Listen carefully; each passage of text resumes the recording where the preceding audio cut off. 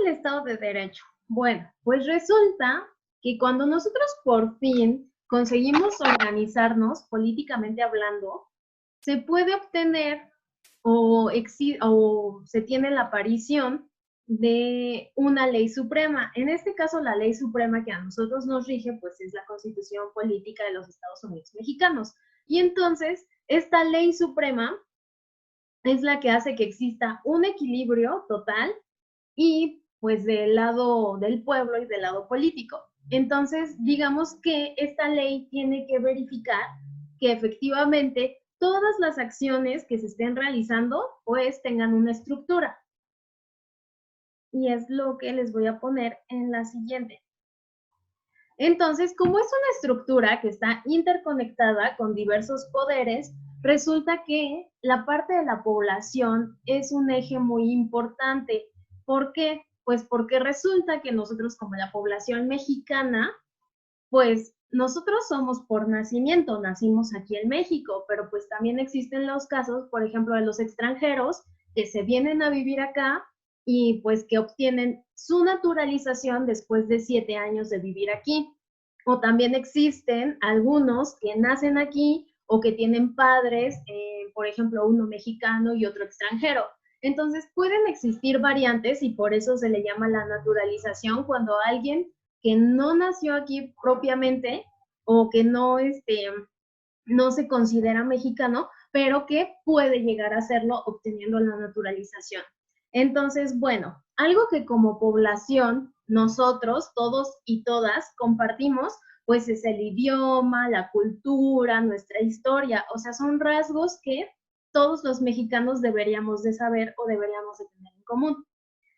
Aparte, ya sea que seamos mexicanos de nacimiento o mexicanos de naturalización, nosotros podemos contar con los mismos derechos. Acuérdense que los derechos son para todos, ajá. Y aparte porque estamos regidos pues por el mismo gobierno, o sea, no es como que a los extranjeros el gobierno o las leyes apliquen distinto. En realidad, no. Y por eso es que entra la parte de cuál es la función del gobierno como tal. ¿Qué es lo que tiene que hacer el gobierno? Pues para llevar a cabo esta ley suprema. Bueno, pues para empezar, o sea, puede existir a nivel federal, estatal, municipal y delegacional. Esos son como cada uno de los sectores que abarca nuestro gobierno.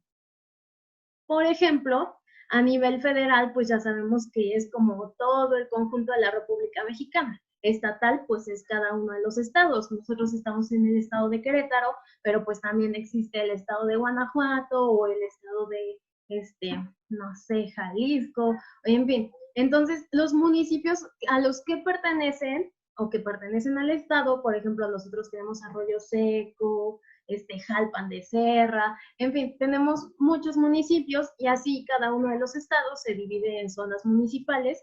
Y por cierto, en nuestra calle, en donde residimos, pues también existen colonias y el conjunto de esa colonia pues pertenece a una delegación. Entonces, al final nosotros podemos acudir si necesitamos algún tipo de registro o algún tipo de papeleo, pues en la delegación nos pueden apoyar con esos trámites. Ahora, en cuanto a los niveles del gobierno, pues existe el poder ejecutivo, legislativo y judicial, que son los que ya hemos visto a grandes rasgos, y básicamente les quise poner palabras claves para que quede un poco más claro sobre cuáles son sus funciones en estos actuares. En el caso del poder ejecutivo, pues ellos se encargan de gobernar pues en general.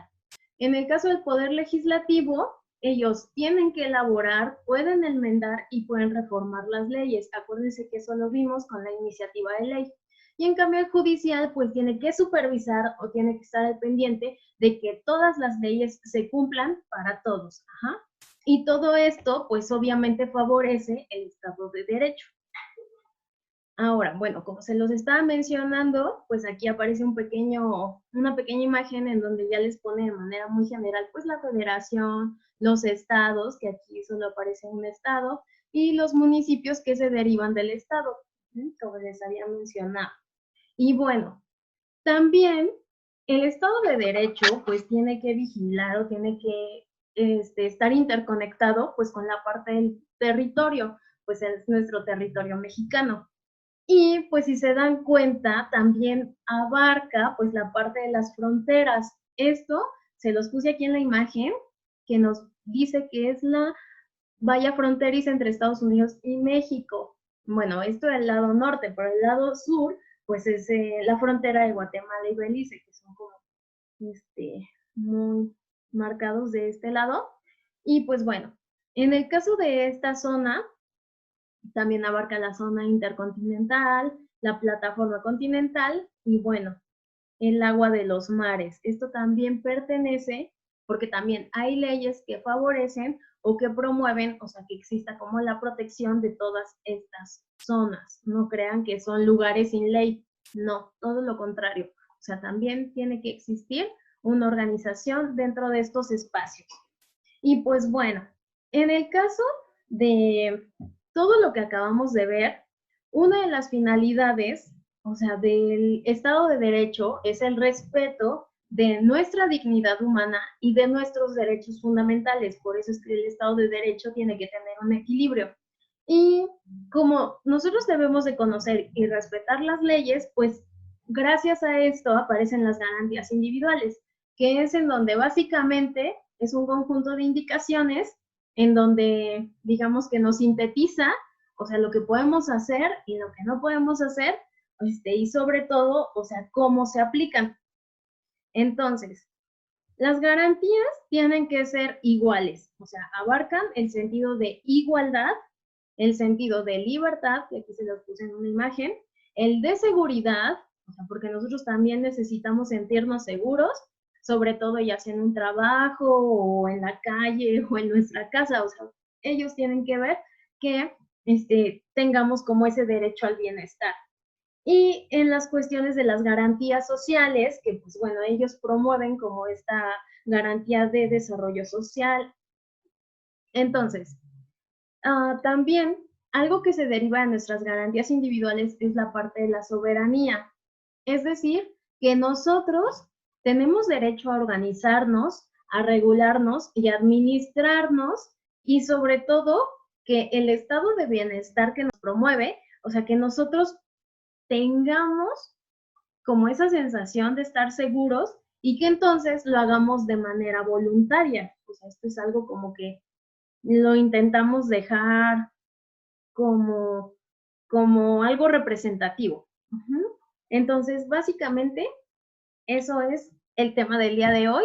Espero que les haya gustado mucho y gracias por conectarse.